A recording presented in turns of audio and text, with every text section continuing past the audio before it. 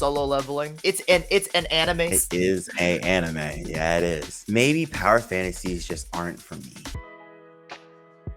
What's good, guys? Welcome to another episode of Casual Takes, and of course, I'm here with RJ again from On the Rise. How's it going, RJ? Yo, it's going all right. You know, busy season, but hey, busy season for me, not for anime, but. Anyway, so I got RJ here because I did want to talk about what's going on this season so far. We're about the halfway point, and he tweeted out, "A Sign of Affection is the best new anime of the season." I don't disagree necessarily. If someone were to tell me, hey, the best anime of this season is A Sign of Affection, I'd be like, I could see that. But elaborate, please. Like, why do you think it's the best anime of the season? To be honest, there's no other anime out no other new anime out right now. It's on the new anime, so everything that continued from last season, like Frieren and Apothacary Diaries, you know, don't put them in the comments. I'm not talking about So sequels like Mashal didn't make it, right? Even if Mashal counted, even if Mashal counted, I still wouldn't have made it. No, sequels do count. I am counting sequels. I'm not counting continuations from last season, basically. The things that started last season are continuing over. So second season, I'm counting them. So even Classroom of the Elite season 3, I'm counting that. But yeah, no new anime is currently doing it like, you know, A Sign of Affection is doing it. The character writing, the world aspect, introducing us to its characters, the relationship building, you know, it's really telling because like any other anime probably would have felt like, well, spoilers for the recent episode, but any other anime would have probably felt like they sped run romance. But Sign of Affection feels more realistic and grounded, and you're watching two adults be like, hey, we're into each other, you know, let's do something about it, right?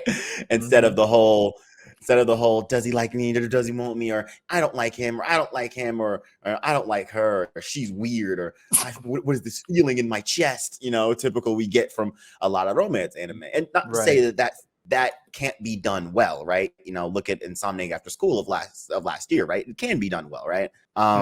But it's refreshing to see a romance anime, for lack of better terms, feel so realistic to two people see each other, be like, hey, you know, I feel like I'm attracted to you. Let's get to know each other better, right? Versus what else do we have this season? Solo leveling. Okay, well, we can get to that later. But I will say this is what happens when you write college students like they're actual adults, because they are. Like college students, like, yeah, you can say like they're young or whatever, but there's still levels to this. There's still a tier above high schoolers. When you write college students like Rent a Girlfriend, where they basically high school students but in a college setting, it doesn't work. Like you're like this is like actually how college like relationships would start, you know what I mean? So I appreciate that with A Sign of Affection. On a writing standpoint, for me personally, Sign of Affection is the best written new show of the season. So I'm getting that you're thinking that this season of anime is pretty mid overall. Yeah. It is definitely a down season, which it's pretty much a down winter season. There's no really that show this season, so it's like everyone's trying to make, you know, their show that show, but nothing's really taking the community by storm, because nothing's really that stand out. It's more so a bunch of just niche communities enjoying the fact that their favorite anime or manga or light novel got an adaptation this season, right? Manhwa. Or manhwa, right? They're whatever their favorite source material got adaptation. It's just a bunch of niche communities being like, hey, you know, we're happy we got adaptation, we're here, we're rocking with it, right? Right. And I even looked back at last year's winter, and that was stacked. Like if you're including sequels, you had Vinland Saga season 2, you had Bungo Stray Dogs season 4. I believe there was another one, but I can't remember. You also had Buddy Daddies was making rounds because people were comparing it with Spy Family. Trigun Stampede, a remake of Trigun came.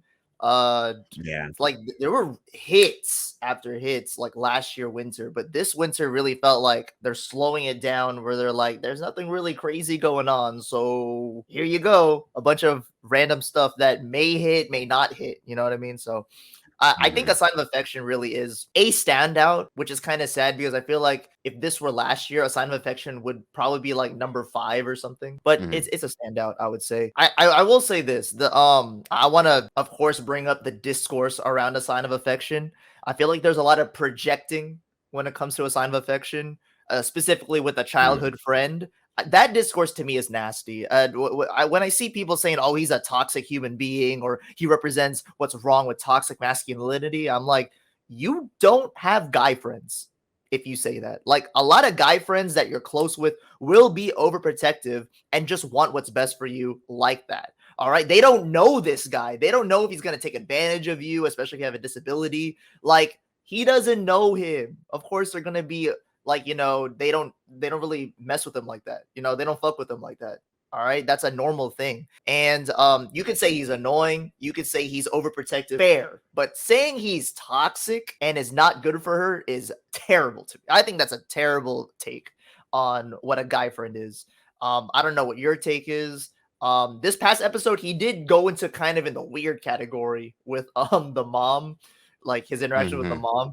But he's still not toxic. I don't know. To me, that's like whatever. I don't know what your take is. I would say that he is toxic. I wouldn't say that he's as toxic as fans are making him out to be.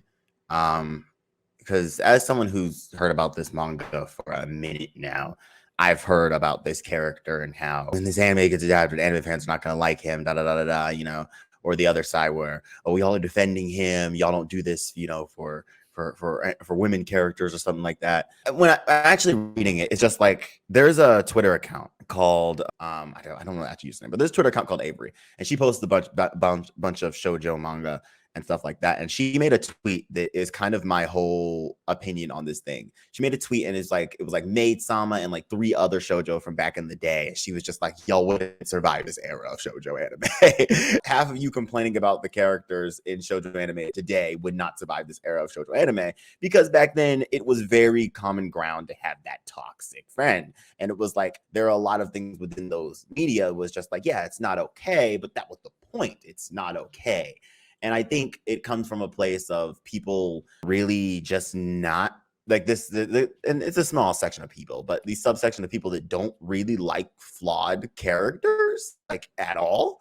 And it's like, if you show them a flawed character, they will treat them like it's the devil themselves, when, especially if it's in a realistic setting, like a sign of affection, they will treat it like the devil themselves. And it does come from a place of, oh, I've actually met a person like this, and I am projecting who I don't like in my real life on this character. And I understand that to an extent, but I think they take it a little too far, because with Oishi, the childhood best friend, it is very much like, yeah, what he's doing is wrong. Like the way he thinks about her is wrong. Like she is a whole ass adult and she can take care of herself. And it is commonplace to be worried. But at the same time, going about it by insulting her and trying, she shouldn't even be in college and she shouldn't even try to get out in the world, is like not the best approach. But that's the point. Like that's what the story is trying to tell you, that he is approaching their relationship in a negative way, and that's why he's not getting what he wants. And I assume that's going to be his character arc, because if you've seen the recent episode, he didn't even have her phone number. Like, so it's like, that is kind of weird. I'm not gonna lie. That is weird. Yeah. When he asked the mom for her phone number, I was just like, okay, so they're not that close. When she said childhood friend, it means we've known about each other, and we live, I assume, somewhere near each other since we were kids. Like, I know who that is. Like, that's like, childhood friend seems like a neighbor in a sense, like more I so, think because he didn't have a phone number. I think So that's it's the like, part that's that seems so unrealistic to me. Or like, because they clearly have, because they have rapport. You know what I mean? And he can sign to her, and according to what she said, or well, she didn't say anything. Her thoughts is that, and his thoughts is that he learned sign language for her to like communicate with her. So they're close enough to be on that level, which is like, then you should have her number, or she should have your number. like Either way, like that's like, so unrealistic. I'm curious to see how, like, when more episodes come out, how we explored like their relationship in general, because it's just like, I was surprised that he didn't have her number. I was like, yeah, why doesn't he have her number? Like, he learned sign language for her. She calls him his childhood friend. They've known each other literally since they were kids. Like, why doesn't he have her phone number? Yeah, like that's weird. That's weird. But okay. But that's kind of my take on it. I feel like people are taking it too far when they see toxic characters, and I can understand relating or being triggered by a piece of media. At the same time, it is a piece of media, so let's calm down. I mean, that's just how I personally feel it. Teach their own. Yeah. I will disagree with you on like you think he's toxic. I don't think he's toxic, and the way he interacts with her is All right. like, and we're like, people grow up differently. Like the way I grew up, that's a normal thing between friends to like be like, oh, she shouldn't even be in college, or you like that's just how we like interact. Me personally, I know for some people that's not the case, but to me, that's normal friend interaction. If they really are friends, all right. It'd be weird if they weren't friends, but apparently they are, even though they don't have their number, which is weird. But yeah, that but it was weird. that's weird. But to me, normal interaction. I think this is a well written show. I am curious where they're gonna go. It does bother me that they made the guy that good looking. I'm like, the only reason why, because if imagine if he was just like, I'm not even gonna say ugly, like if he was just like a regular 6 to 7 out of 10 guy. This girl, like she doesn't know anything about him. She can't like talk to him or do anything. Like this would not happen if he was just a regular dude. But whatever. That's just me griping on tall guys being, getting everything they want, whatever. That's me. I hear the sentiment, but I hope the show keeps this theme up because I feel like it ties into the theme. And I have a video of Silent Affection coming out. That's why I have my thoughts in order.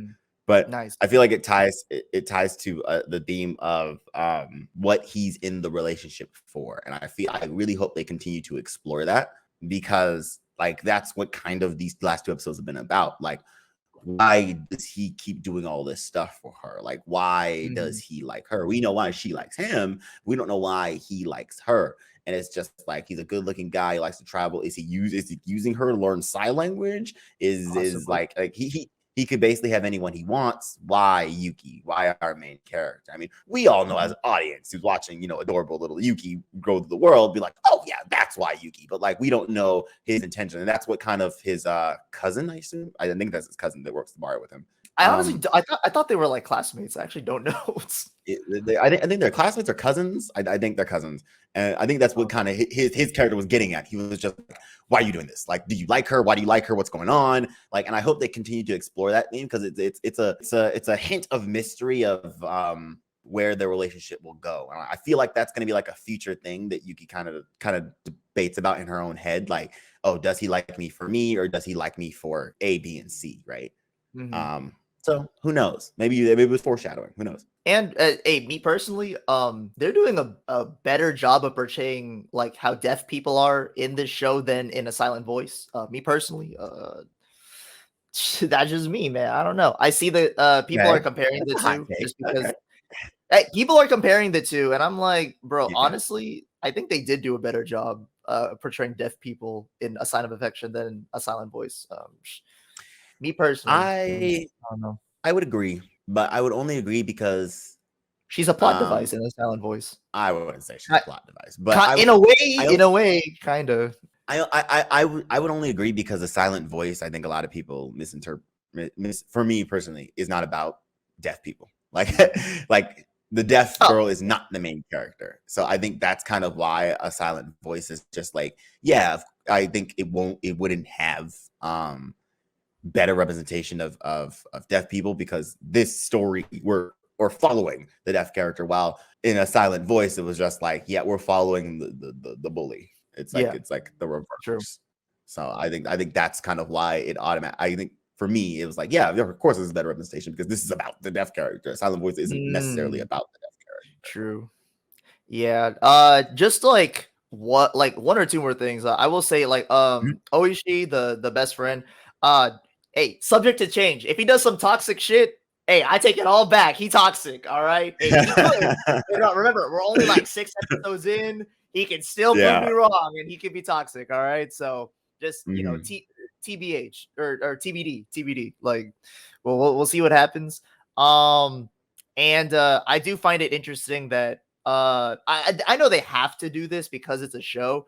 You can still hear her voice in her head. Like this was how she would sound if she could talk, which is like, I know they had to do it, but like, I feel like it would be more interesting if they like, just show the text or whatever of her, like, thought process. But yeah, I feel like that would have been too much work, but Do a See, voice reveal. the voice reveal later on of her trying to talk.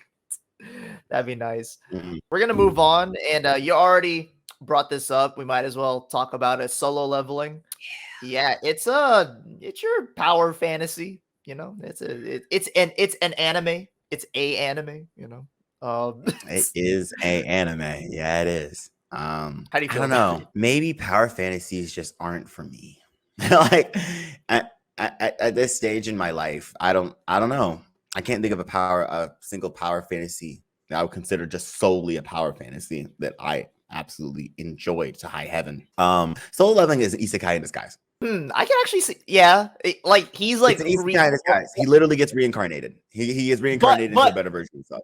But it's in the same world, so it's Yeah, like so it's not technically an isekai because he didn't go to a different world. But if someone were to come out and it's like the Attack on Titan is a mecha, right? It's not technically a mecha because there's no robots, but at the same time, that's a fucking mecha. It's a mecha. I don't. Hey, and apparently the That's a mecha. story is based off of a mecha game. So Yeah, that's the mecha. Like it has all the mecha elements besides the big robots. Solo Leveling has all the isekai elements besides him going to a fantasy world because it kind of brings the fantasy world to him. So it's like, yeah. and besides, you could argue that him going in those gates is technically going to another world. And I don't know. Production, great. They got Sawano on the music track, so the music slaps. Music You know, animation's really good. We talked about before how I feel like they're cutting out things they need to cut out from the manhwa, you know, just to make the anime flow better. I enjoy that. At the same time, the story of Solo Leveling is I'm weak, the strong survive, so I must be strong. And it's like, okay. And then it's just about this one guy becoming stronger. It's like it's a power fantasy. It's like I can only imagine the amount of other dudes who, you know, were in his or are currently probably in his position, but at the beginning of the story, watching this, being like, yeah, you know, he literally gets buff. The nurses want to hit on him. All the girls want him now. He's taller, he's smarter, he's stronger, he's faster. It's very much like the male power fantasy. And It's crazy how he gains like 6 inches. Like yeah. what? Yeah, and cool. Okay, you know, we have a bunch of female fantasies as well, and we have a bunch of fantasies for everyone out there, right? Everyone has their fantasies. You can go find and look it up. Cool. That's not inherently a bad thing, but at the same time, it's just like we're 6 episodes deep, and we're still telling the story about how he was the weakest, and now he's leveling up. I get it's called Solo Leveling, but it's show gonna be about anything else. So okay, so you read like a little bit of the manhwa, right? I read up to where he killed the big snake in the manhwa. Dang, you only read that far? Oh my gosh. Okay. Yeah, I think it was like the first 15 to 20 chapters I read. Whenever he kills the big snake in the first dungeon, that's where I put it down because I was just like, okay. That's interesting. Okay. For reference, I read all of part 1 of Solo Leveling, so I know what's happening, but can continue. So yeah, which I kind of see them planting seeds. So like, I'm not saying it's bad. I'm not gonna say it's bad because I kind of see them planting seeds of the snippets of side characters that we've been introduced to, especially last episode. They're like, oh, okay, well, it's coming. We've seen him level up, and now we've seen the fruits of that labor, right? And I guess now we've seen his dark side. I guess. So next episode, what's gonna happen next? Man, if you think that's his dark side. Okay, well, according to manhwa readers that I posted, because I posted a tweet about I want to focus on other characters, more. According to manhwa readers, it does. Laughed at me. It does? Okay. It's okay. Not to cut you off, but I will say this. For me, my favorite parts when I was reading Solo Leveling was when they cut to different characters and they focus on them, and every time they cut back to Jinwoo, like, all right, well, same shit happening again. All right, and then cut back to the other characters, like, all right, let's go back to the story, guys. Okay, because there is a story. All right, just like there's a story in SAO. There's a story. Is it good? Up to you. I don't know, but But yeah, people who are saying, "Oh, there's no story." Oh my gosh, it's like it's just leveling up. I'm like, okay, look, there's a story, but is it good? Yeah. Yeah. Because I tweeted it last night. I was like, that there's more of a story than people have given it credit for. It's not storyless, I would say. But at the same time, I was just like, I really hope we focus on more characters soon because I got it, Jinwoo. We're stronger now. I got it. I got it. Let's put you in an actual story now. Cool. I will say this. All right. To me, with Jinwoo specifically, the main character, this is the most character development you'll get out of him. I'm not gonna lie. After this, because after the latest episode, this is kind of it with his development as a character. But when you get to the other characters and you learn more about the hunter like hierarchy, like the hierarchy and how the system is in terms of like, well, not the system, but like their actual like, how things work, their classes and stuff like that. It gets interesting. I'll give you that. It's definitely like interesting seeing these other characters and why they are in the class they are. But man, Jinwoo is so boring. Like he is so boring throughout the story. And I already know this is gonna happen when this one power he gains is gonna happen, and like the gamers cream their pants. And they're gonna be like, "Oh, look, he developed." I'm like, "He just gained a new power. What the fuck are you talking about? It's a cool power. I'll give you that. It's cool. Is it really unique? Not really, but it's a cool power to have. But man, it's like that's kind of it. It's literally him discovering new powers as he goes around training with the system. And then, you can kind leveling of up. see he's on his own, solo, you might say. I don't know. But yeah, that's kind of it. But it's another thing I noticed that was in the manhwa more than it is in the anime so far. In the manhwa, they distinctly tell you this is South Korea. They haven't done that in the anime yet, which is interesting. Because very beginning, they make sure they let you know this is South Korea. This is a like a darker version of South Korea. There were like, dungeons and stuff. But they haven't I doubt it. Everyone's character names are the same. I mean, if you pay attention, like his name's Jinwoo. Like yeah, they did. If you pay attention to anyone's name, they're all Korean. So it's like those are not Japanese names. Like if you're racist check. If you're not racist, you caught on that they're Korean names. Those are not Japanese names. Yeah, what kind of Asian are they, guys? What kind of Asian are they? Yeah, racist check. But yeah, they haven't actually stated it. Yeah, it's interesting. This is an A1 Pictures animated anime, which have done SAO. It like part 1 SAO and part 1 solo leveling get compared so much. It's like, and honestly, it's proven me right. The SAO fans that I do know like solo leveling. So there you go. Do that with you will. Yeah, I mean, this was very much off the tails of SAO. Like, rest in peace to the guy who wrote it. I heard he passed away. I'm pretty sure if we had an interview with him, be like, "Were you inspired by SAO?" He'd be like, "Of course, of course." But yeah, that's kind of it on solo leveling. Not much to say other than if you like Power Fantasy and Part 1 SAO, you'll like this show. I definitely, I will say this.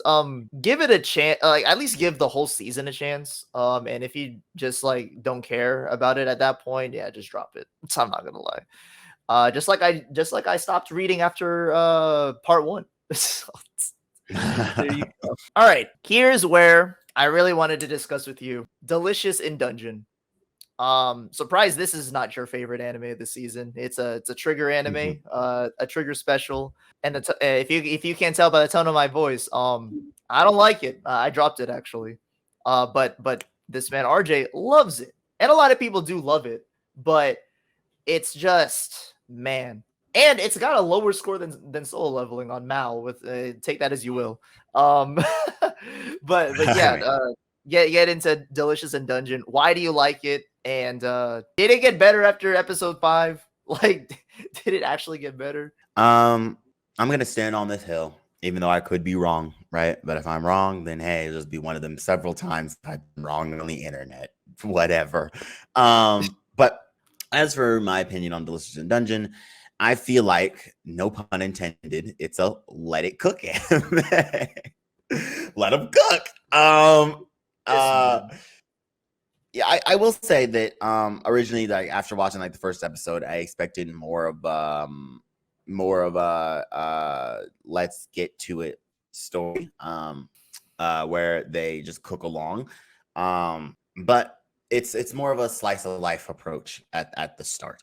And stories like this tend to be some of my favorites because as someone whose favorite anime is Gintama, Gintama has a similar start to this, where it's just like it's a more slice of life approach, and then these slice of life elements all come together to give you that kind of more straightforward narrative that you've been looking for. Now, whether you stick with the show that long or not, it depends on the viewer, right?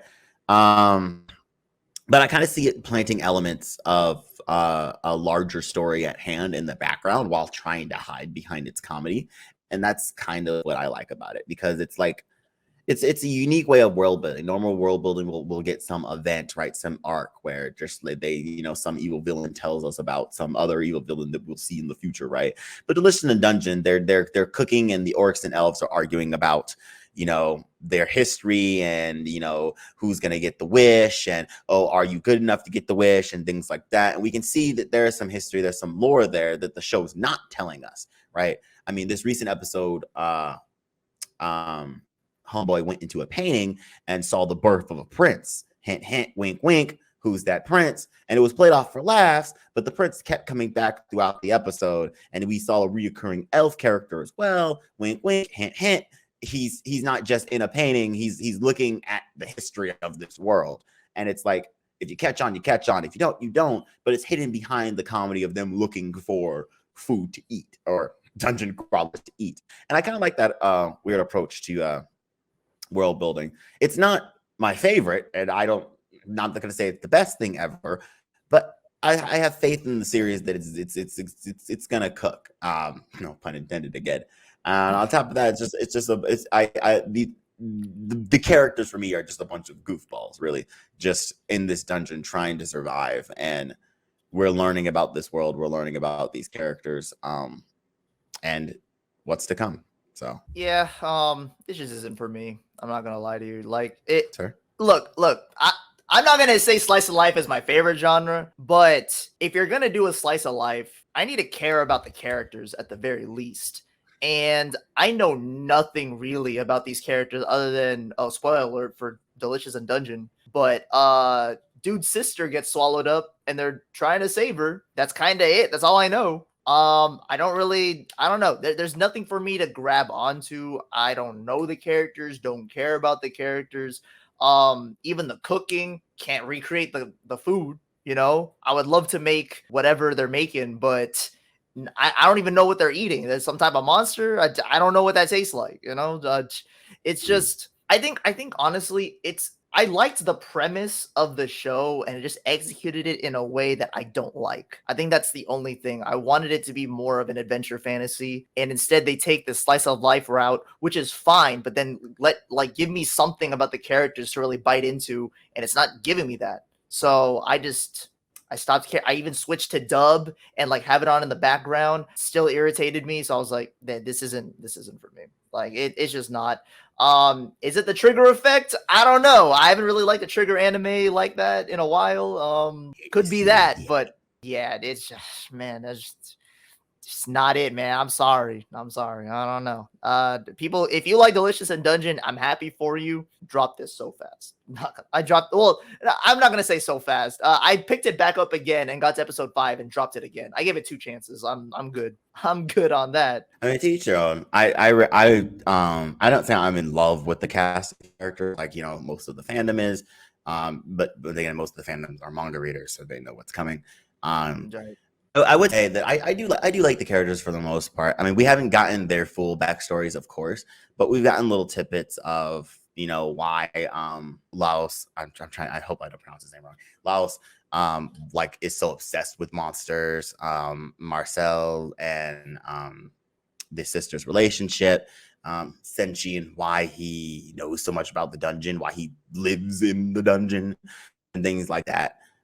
It's kind of holding me out until we get those full backstories. But I can see where you're coming from. Yeah. And people want to say like, oh, you don't even like slice of life, bro. I can put on Spy Family and all that like super easily. Buddy Daddies was one of my favorite anime last year, and it was a slice of life. What are you talking about? Like, I like slice of life if there's something interesting about it. And the concept could only take me so far. I need the characters to be interesting, and they just aren't for me. So hey, it is what it is. If you come at me saying, "Oh, you're wrong," nah, bro. All right, bro. I don't know what to tell you. Like it's, you want me to say it's trash? Like that's what you're telling me to do. You want me to say it's trash? But yeah, to anyone that likes Delicious and Dungeon, hey, I'm happy for you. Not for me. I do want to get into Bucchigiri because I'm surprised it's not getting as much attention as it should get because it is a Mappa original anime, something you don't get often. An original anime done by a highly acclaimed studio like Mappa. They don't give a fuck about their employees, but hey, here's an original anime. Here it is. So far, I like it. I like it a lot. I think with the episodes we got, it's my favorite anime of the season so far, which is telling of how not great this season is. Because to me, Bucchigiri is like, if you take Baki, JoJo's Part 5 with a sprinkle of Mob Psycho, that's Bucchigiri. Like that's literally what it is. And I think Bucchigiri is just like a tier below those. Very entertaining. I like the fights are cool. The concept of like the honky people, right, is like okay. I would like to delve more into it. They haven't really delved too much into it, but yeah, hey, I'm ready to see further into what that's all about, as well as this past episode. Most recently, we got more of the backstory of why Ada and Matakata, I believe is his name. Why their friendship is kind of the way it is. You know, we got more of that. But yeah, it's a bunch of gang fighting, a bunch of ridiculousness. If you love ridiculous humor and like craziness, this is the anime for you. I personally love it. I love the vibes of it. Think it's funny at some points. As well as some people are turned off by the main character. I don't mind him being hella horny, honestly. I think like it's not like Mineta horny, you know what I mean? It's like it's like his motivation is because of his horniness. It's kind of it. He hasn't gotten anything yet, and he's honestly, he doesn't delve into the creepy aspect of being horny yet. I hope he stays in the little box that he's in right now. We'll see. But yeah, it's great to me. Entertaining show. I don't know about you, RJ, but you put me on. No, I definitely enjoy Bucchigiri. It's one of my favorites of the season as well. Started off, I was like, okay, but by like episode 3, I was like, I see what they're doing, and I'm liking it. For me, Bucchigiri is they're not gonna like me say this. For me, Bucchigiri is what Tokyo Revengers wishes it would be. That's what it feels like for me, mixed with JoJo's and Ikitosen. Very much, I feel like someone watched Ikitosen and was like, I can do that, but with boys. Yeah, I do that, but with dudes, right? And you know, get some JoJo's in here, make it gay as hell. But it's a little gay. I'm not gonna lie, it's a little gay. It is very, very much gay undertones. But yeah, I really enjoy it. I really enjoy it. It's a fun gang anime.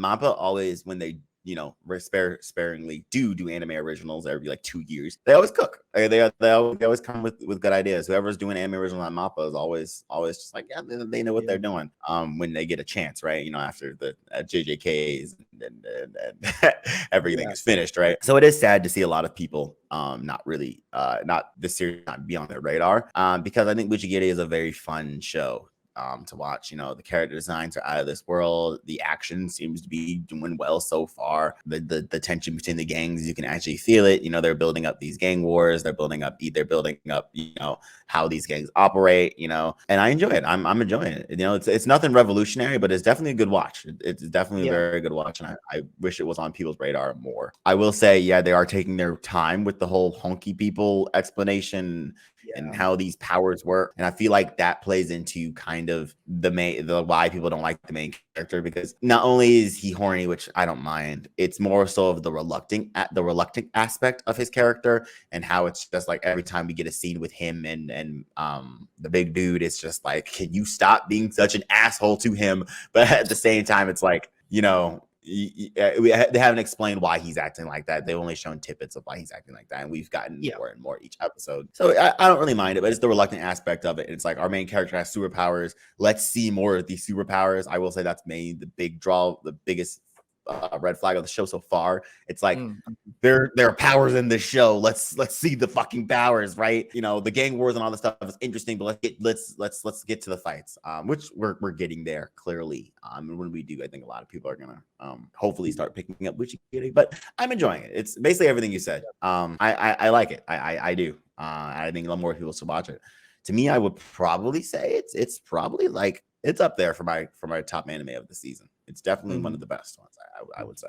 I think I'm going to push back a little bit on the Tokyo Revengers thing, because those two have totally different tones in terms of their anime. Like, Tokyo Revengers takes itself super seriously. And I think Bucchigiri definitely hard goes into like the comedy side, the lighthearted side, because honestly, I'm not taking Bucchigiri that like seriously at all. It's like, to me, it's just fun entertainment. And it's hilarious, which is why I'm kind of like, you know, I know you haven't gotten this far into JoJo's, but it's like JoJo's Part 5, where it is ridiculous gang warfare, but nothing's really taken seriously until the latter, the third act of JoJo's Part 5. But overall, like, the first two acts of JoJo's Part 5 is like super lighthearted and like ridiculous. Like, there's a scene where they're trying to make each other like drink like each other's pee. Like, that's how ridiculous it is.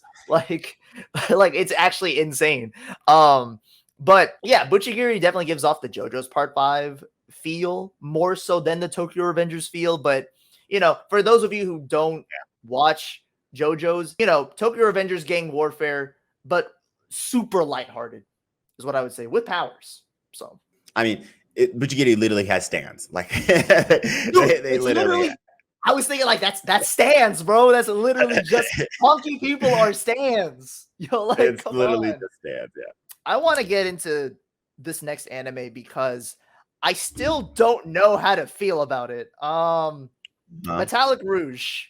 I know On the Rise has been talking about it on their Twitch. Shout out to their Twitch. I don't know if it's good or not. Like, I don't know. I don't know if that's a good thing. This is the mecha anime. Like, it's literally categorized as mecha. This is the mecha anime of the season.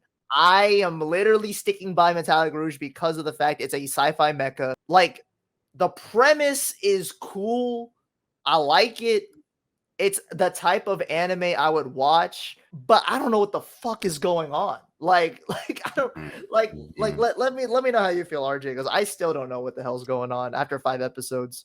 I feel the exact same way. It's like, are you cooking here or are you not? And I need to know, like, because it's just like, I like the aesthetic. I like the animation. I think I like the concept, but I don't really know what the concept is yet. I like the music. And it's just like, you have everything you need for me to enjoy this, but the story of what you're writing, it's like, you're not telling me, and we're learning more as we go. And to me, it's just like, well, then I can't determine if I like it or not. I guess that gets me to keep watching, but a lot of people would have been like, I feel like a lot of people are dropping it because it's just like, or not even looking at it because it's just like, yeah, no. You know, if I can't understand what's going on by episode 1, it's just like, eh. I do feel like, I said this on the Twitch, that the production value is good besides the editing, although the editing is getting a little better. But the first couple episodes are jarring, to say the least. It's just like, literally, we cut to one scene and then we cut to another. And so how did we get here? Like what's going on? Like is this the same day? Like it's very jarring at times. But it has gotten a little bit better. This recent episode, dude, what was that? What was that? How did we get there? How did we get there?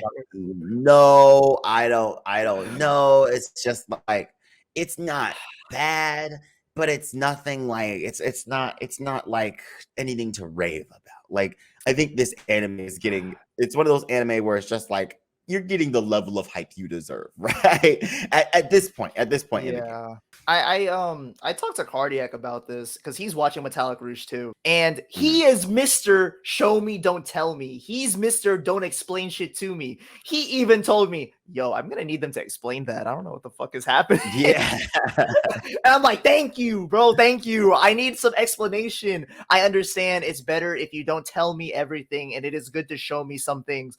But tell me something, man. Like, I don't even like what is really a neon? Like I don't even think they really got into that. What is a neon? All I know is that they're robots that are conscious that need this fluid to survive. Yeah. I guess that's it. I don't even know what's so special about these other neons besides the fact that they could kill people. Like, but there's something more to it. I know there's something more to it than just that. You know what I mean? Clearly they're special for a different reason. What are they? Like, I don't know, man. I feel like this is just one of those where great concepts, great animation, great production. I don't know the story. Like, I'm so confused. You know what I mean? Yeah. I really need to get in that writer's room and be like, all right, guys, so what the fuck is happening here? what's going on? What's going on, guys? What are we doing? What are we thinking? Like, what's the goal? Yeah. Who's in charge of this? I will say this, episode 3 and 4 were really good to me because I'm like, okay, I think I'm getting somewhat of what a story is. And then episode 5 happened. We're like, how, what, how do we get here? What is this? Yeah. Oh man. I don't know. I don't know if you have anything more to add, but I'm just confused. No, not really. It's like, okay, I'm gonna keep watching, right? I'm gonna keep watching till the end, to see what happens. But right now, it seems to be the most, it seems to be the most like mid tier show of the season, just because I don't know what's going on, just because I don't know what's going on. But maybe when I figure that out, I'll rank higher. Maybe, who knows? Maybe, hopefully, I'm really hoping the second half really like brings it back. Especially like we got Gundam Witch from Mercury last year, was an amazing mecha. Great job. If you think AOT is a mecha, we got the ending of that mecha, like I guess. We had Pluto, which is an amazing mecha that showed up last year, and it's like it's disappointing that Metallic Rouge is kind of going into mid tier as of right now. I will at least finish season 1, but please get your shit together, please. Like, get it together. Give me a story. Now, I kind of want to get into the segment where you tell me what else you've been watching. At least what's worth watching. Like, is there anything else worth watching this season that's new? Not a sequel. Not a sequel. Okay, so the only new one that I haven't listed that's not a sequel that I am indeed watching. Well, I haven't started Ninja Kamui yet, but okay, I'm going to eventually. Well, probably today actually. But The Witch and the Beast. The Witch and the Beast is a manga that's been on my radar for a minute because of its artwork. And I was like, oh, that looks pretty. I might read that. But then the anime got announced and I was like, I don't want to play with you no more manga. So I waited for the anime and it's okay. It's all right. It's nothing revolution. It's mid, but not in the term of mid where people say as an insult. Bad. Yeah, like it's actually mid. Like in the actual what mid means, it's actually mid. Like I don't want people to be like, oh, it's mid, I'm not gonna check it out. No, it's like it's not like bad. It's actually mid. There's nothing to like. The production value is okay. It's all right. It's nothing to sneeze at. The actual story is it's like a mystery kind of dark fantasy. So if you kind of like a dark fantasy, if you're a Hellsing fan who's been craving something, anything, okay, then The Witch and the Beast is probably for you. It is very its world is interesting. I will say that its execution is kind of mid because it's just like, okay, you're giving me a bunch of exposition. I get that that's the point. But god damn, are you guys talking a lot? But his exposition is kind of mid. Everything else is kind of mid. The characters are okay. It's just a very much mid show. If you want a decent anime to watch, it's about as good as High Card. No, I'm not gonna say that, but Oh my gosh.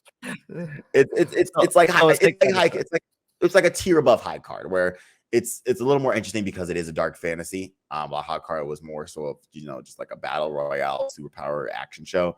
But yeah, it's okay if you want like a nothing to you can skip it and live your life. Or you can watch it and be content.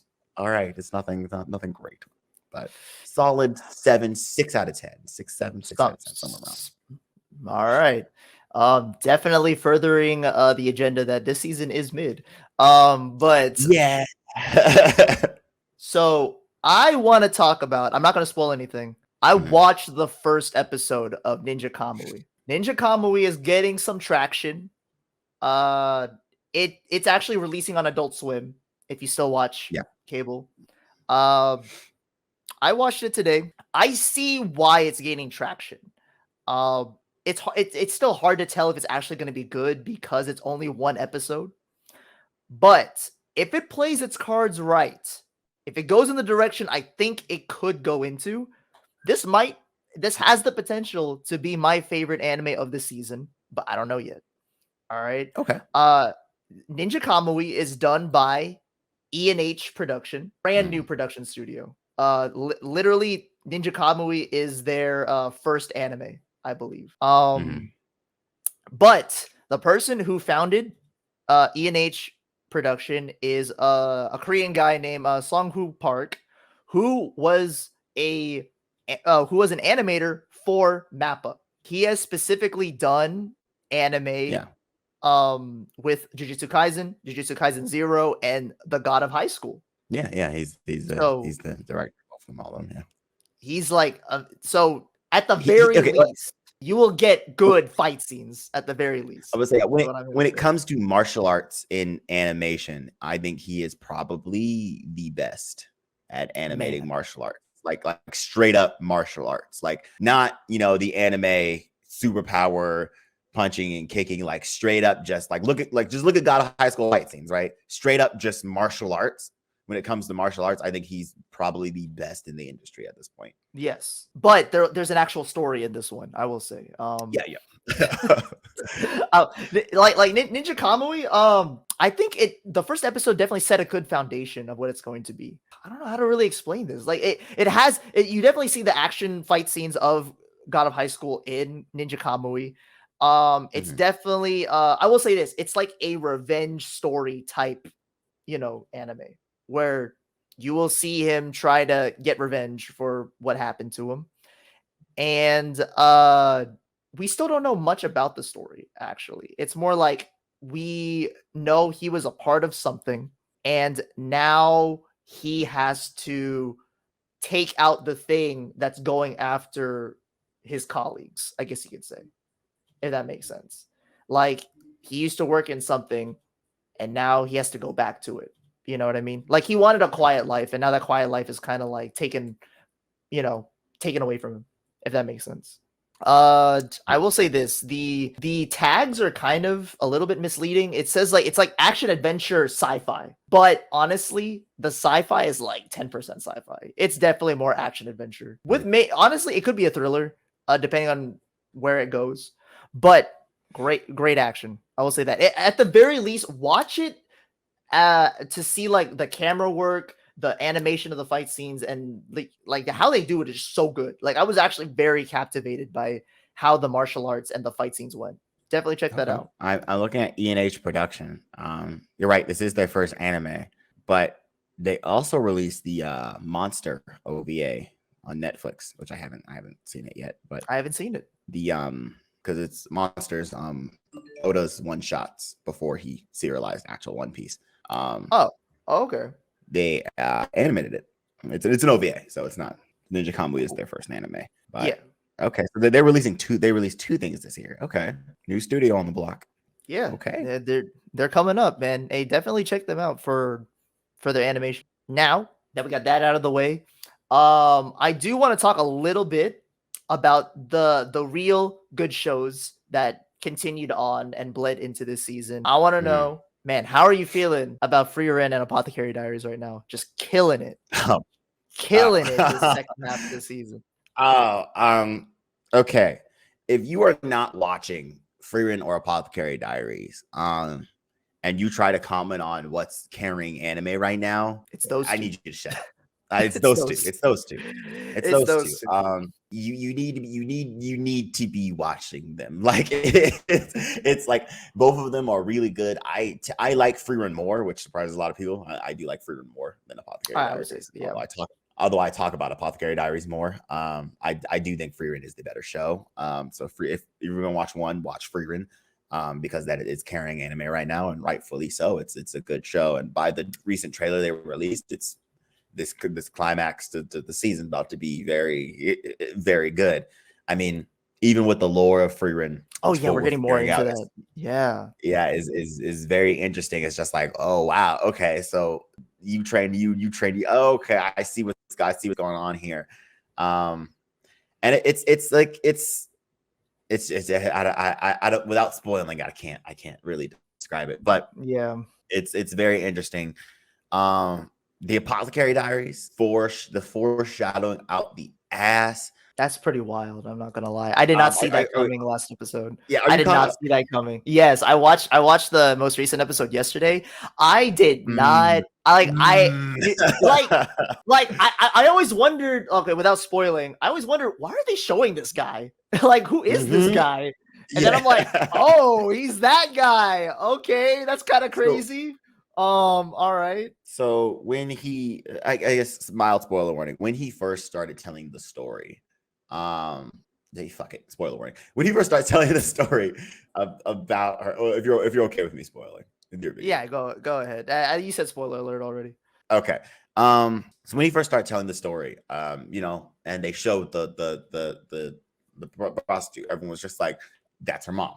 That's her mom."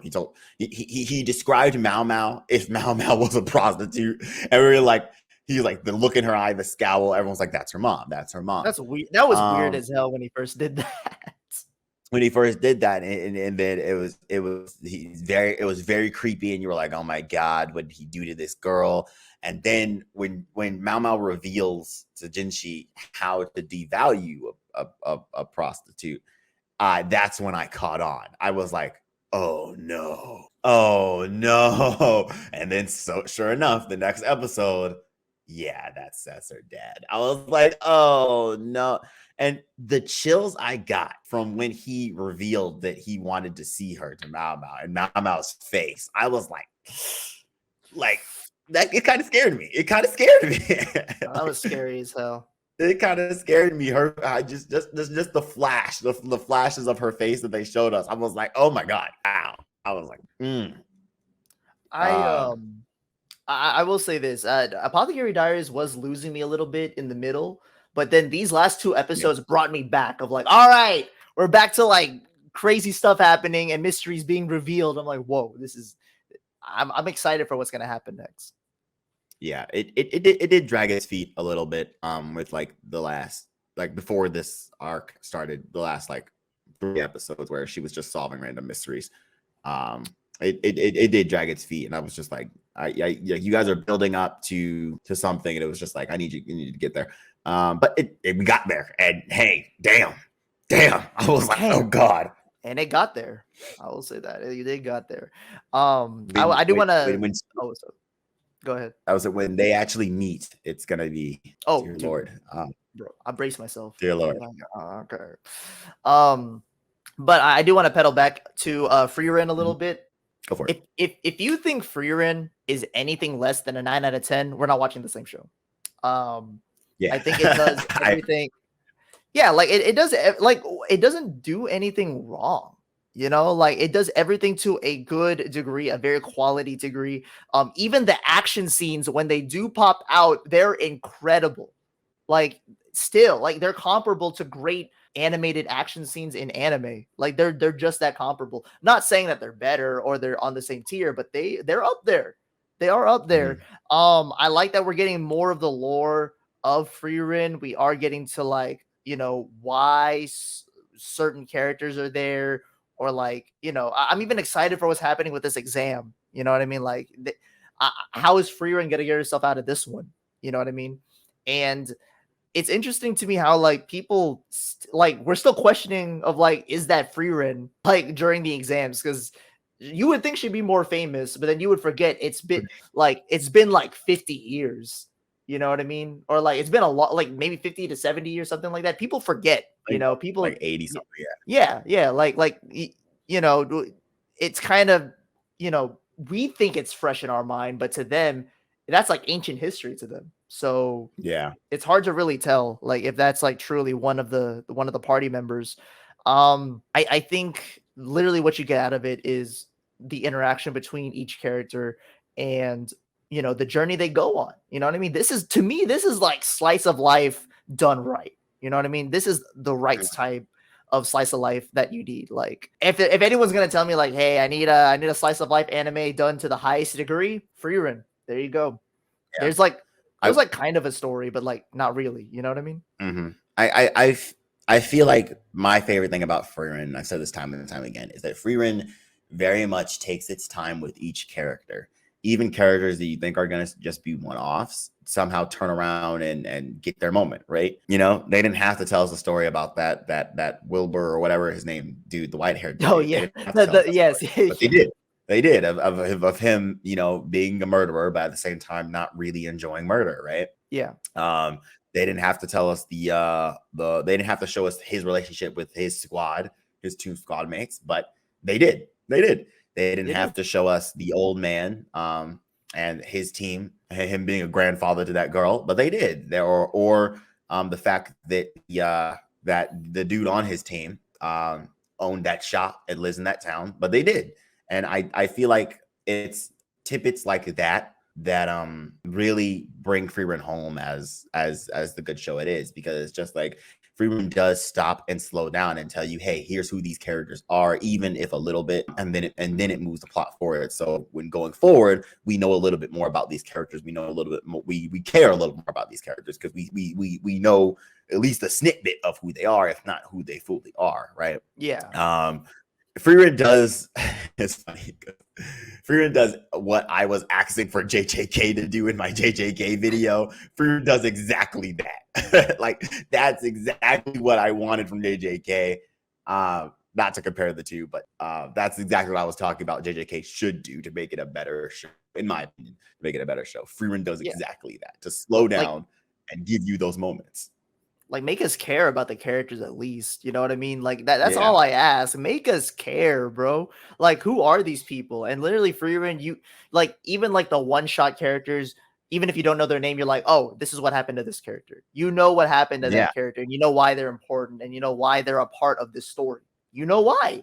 You didn't like Frieren did not have to tell us about that one elf that she randomly met in the middle of nowhere in that cabin. We did not have to know like what he did, but like we know him. And he comes back kind of in a way where like you're like, oh, this is this guy. Okay. And then you're like, oh, I guess he did this in this town or whatever to get him recognized, whatever it is. Like, these characters in some way and you make us care. That's, I think, what some anime can't do. They just want us to show us some action scenes. They want us to show us this story, but does it really matter if you don't care about the characters? Very few anime do that, where you can just say, oh, we're only focusing on the story and the action, but the characters are kind of just there to be there. Very few can do that. So I agree. If you're not watching Frieren right now, what are you doing? What are you doing wrong? But yeah, any final thoughts on this season, RJ? Anything you want to? Tomozaki season 2 for my Tomozaki fans. If you're out there, I know there's not many of us, but season 2 is if you like season 1, season 2 is good. Mashal season 2? No, ass. Oh my gosh. I heard Classroom with Elite season 3 is actually pretty good, or like decent at least, from what I heard. Yeah. I always binge Classroom of the Elite, so I'm not currently watching it. When the episodes finish airing, then I'll binge this season. I always binge it. Yeah. So Classroom of the Elite, I've seen the first 2 seasons. I'll get to it. Okay. I think I need to get on that. I keep hearing like I thought it looked mid to me, But then like people keep saying how good it is. I'm like, maybe I should check it out. I don't know. It is. It has a twist. It has a twist where you're just like, oh, this is just gonna be some mid-ass anime, and then you watch and you're like, oh, okay, all right. I did not see that coming. All right, it's okay. It's okay. Yeah. You know? No one's talking about the Shaman King sequel. I mean, let's be honest here. Once again, niche fandom. You know, Shaman loves it. It is favorite. I mean, it's back. I get it, bro. No one's talking about High Card season 2 either. Yeah, I mean, come on, come on. Some ones I would mention that I am watching. Bluxus season 3, which I'm surprised no one's talking about, but Bluxus season 3 is airing. Bluxus is back. You guys been asking for it to come back, and it's back, and no one's watching it. Okay, like if you like the first 2 seasons, you'll like this one. It's Bluxus. Anyone? No one. No takers. No one. Damn. No one's talking about it. I am watching one HE this season. Chain Soldier. It's cultured. It's cultured. It's what you expect. It's cultured. I guess to put in my 2 cents in there. I heard Hokkaido Gals is horny as hell. If you like horny things. Yeah, same. I'm not watching that, but I heard it was horny. I watched one scene for the Patreon, and it was actually insane.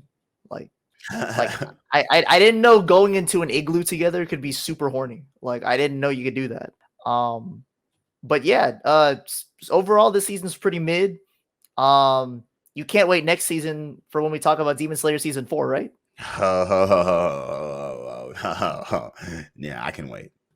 Like I literally wake up every morning like, God damn it, Demon Slayer's coming back. Like the goddamn Demon Slayer fans are gonna resurface. Anyways, RJ, say goodbye to the people. Thanks for having me as always, and see you guys later. Check out RJ's stuff in the description down below. And I'll catch you guys later.